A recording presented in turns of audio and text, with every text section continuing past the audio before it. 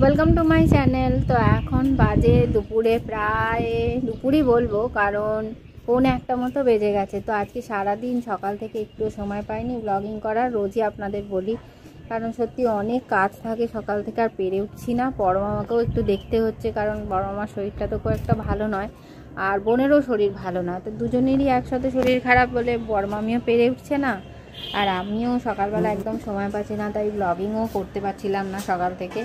তো এখন ওই 12টা, 12:30, 1:45 মতো বাজে মনে হয়। যাই হোক, জানি না কটা বাজে।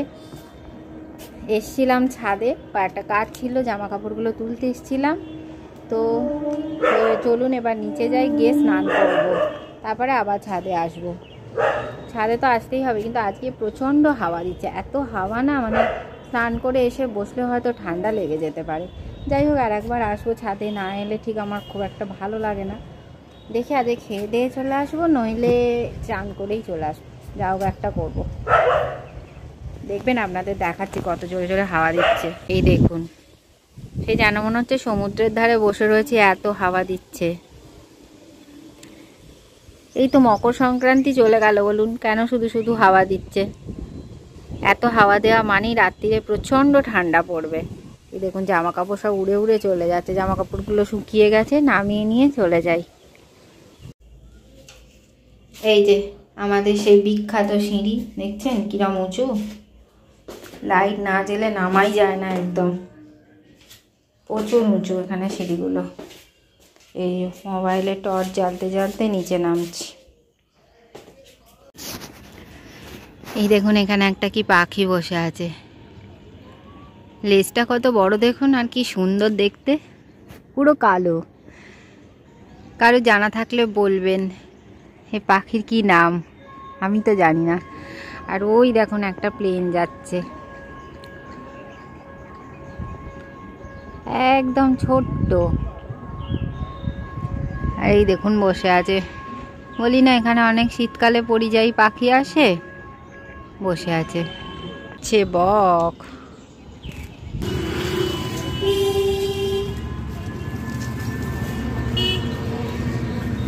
এখন আমি পরিয়ে বাড়ি ফিরছি, আর প্রচণ্ড ঠান্ডা লাগছে জানেন। এত শীত করছে কি বলবো, মানে সোয়েটারও মনে হচ্ছে দুটো পরে আসলে ভালো হতো। যদিও আমার একটু ঠান্ডাটা বেশি লাগে বলে আরও যেন বেশি লাগছে। সবাইকেই দেখছি যেন জড়সড় হয়ে চলছে। আর একটা কেমন যেন দেখুন, সেই কুয়াশা পড়লে যেরকম হয় ওই রকমই কিন্তু দেখতে লাগছে আশপাশটা। তো আজকে দেখছেন অন্য একটা রাস্তা দিয়ে যাচ্ছি। তো যাব কয়েকটা দোকানে। প্রথমে যাব ওষুধের দোকান, তারপরে যাব মুদিখানার দোকান, তারপরে যাব মিষ্টির দোকান। মানে পরপর এখন অনেকগুলো দোকানে ঘুরবো, তাই জন্য এদিকে জিটি রোডের রাস্তা দিয়েই যাচ্ছি এখন।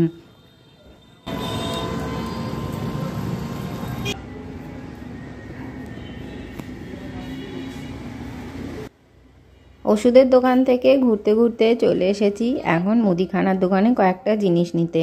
এখানে জিনিস নেওয়া হয়ে গেছে, এবার পাড়ার মধ্যে দিয়েই যাচ্ছি। এবার সোজা দিকে যাচ্ছি, সোজা গিয়ে ওখান থেকে একটুখানি মিষ্টি নিয়ে নেব।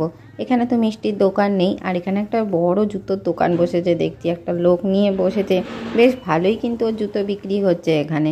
নানান রকম যে সমস্ত বুট, নর্মাল জুতো, সেগুলোও কিন্তু রয়েছে। আর কীরকম দেখুন, এখানটাও সেই কুয়াশার মধ্যে দিয়েই মনে হচ্ছে যাচ্ছি।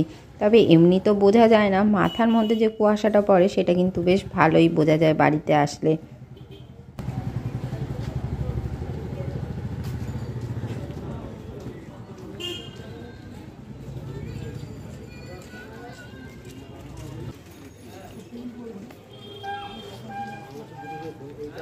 এখন হচ্ছে আলু ভাতে মাখা হয়ে গেছে, মোটামুটি মাখা হয়ে গেছে। তো এগুলো গোল গোল পাকিয়ে দেবো।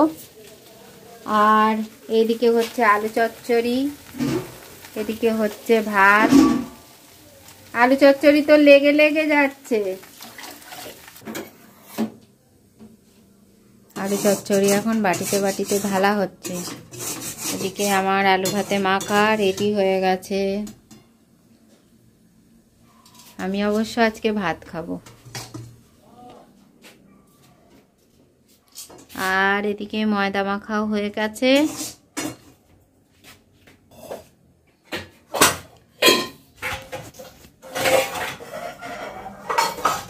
ময়দা মাখা হয়ে গেছে। গেছে, আমি শুধু ময়দাগুলোকে এবার একটু ভেজে দিতে হবে। বড় মামি ওগুলোকে পরোটা হবে, পরোটার মতো করে দেবে আর ভেজে দিতে হবে। এখনো দেরি আছে একটু। আমি অবশ্য পরোটার মতো বেলতে পারি না, আমি আবার গোল গোল বেলে দিই।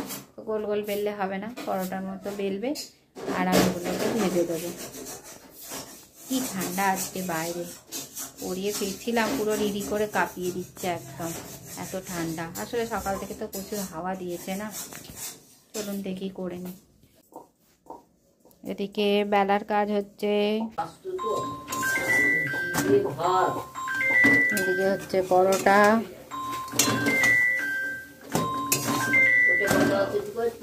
হ্যাঁ হয়ে গেছে। আমি একদম হালকা তেলে পরোটা ভাজি, বেশি তেল দিই না। এখন প্রায় ঘড়িতে 11:15 মতো বাজে। তো চলুন, আমার ভিডিওটা যতদূরই ভালো লাগলে অবশ্যই লাইক করবেন, কমেন্ট করবেন, শেয়ার করবেন আর আমার চ্যানেলটাকে সাবস্ক্রাইব করে আমার পাশে থাকবেন। পরের একটা ব্লগে দেখা হচ্ছে, ততক্ষণের জন্য টাটা, গুড নাইট।